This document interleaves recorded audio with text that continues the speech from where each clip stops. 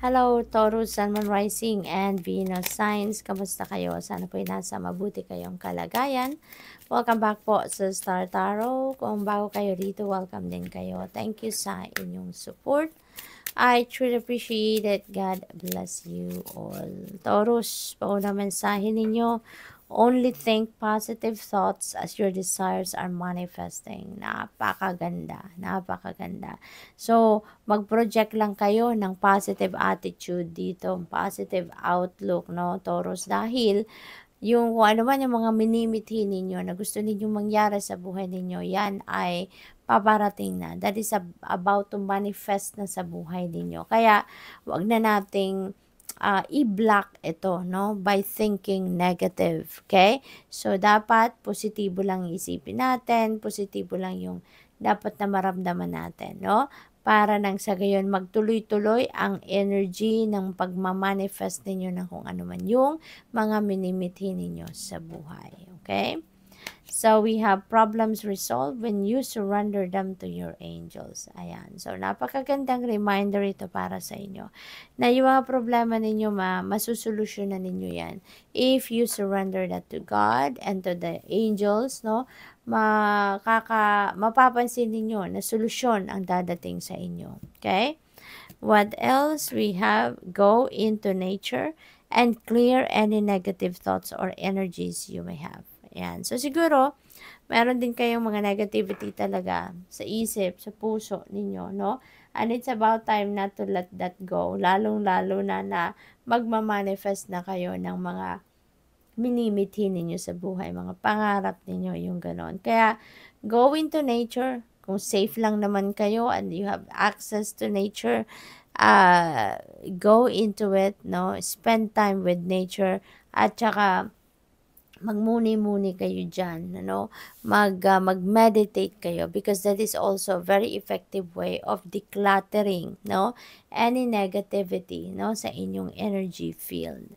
So, what else? We have, do not be afraid to follow your dreams, okay? Huwag kayong matakot na sundin ninyo or gawin ninyo ang inyong mga pangarap. Okay? All you need to do is to take action. Okay? All you need to do is to take action at makakasiguro kayo na support will be sent to you. No? Kapag nagte-take action tayo towards realization of our dreams, towards realization of our goals, no? Makakaasa ka na God will be sending you support, no? Para makasuporta, makatulong sa inyo na ma-carry out mo ang inyong mga pangarap. Okay?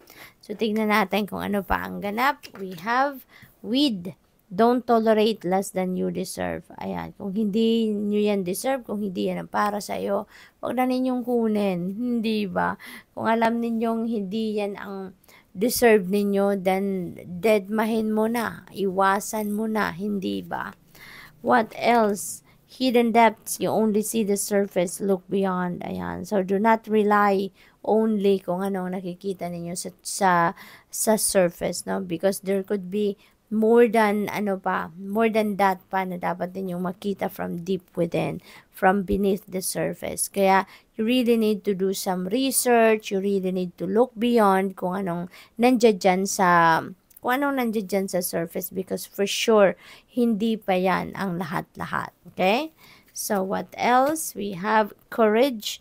When picking roses, don't fear the thorns. Ayan. So, maaaring meron kayong sitwasyon dito na siguro medyo challenging, no? Maaaring tensionado, maaaring ganon, nape-pressure siguro kayo. So, you may need to activate your courage and your inner strength for you to be able to address that properly, no?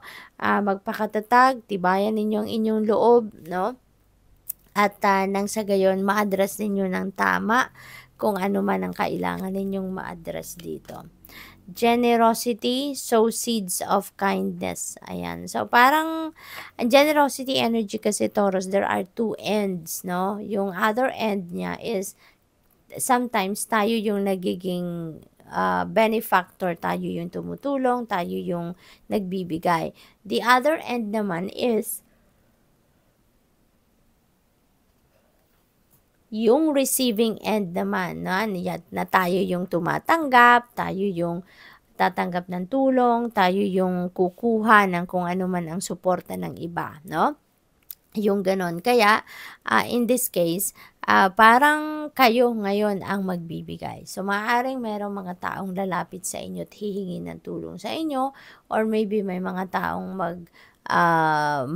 kakatok sa puso ninyo para humingi ng support ninyo in any form. Okay? So, what else? We have transform, rise above any situation, and become the best version of you. Napakaganda. So, parang ano to personal transformation, no? Taurus. Maaaring meron kayong mga babaguhin sa sarili ninyo.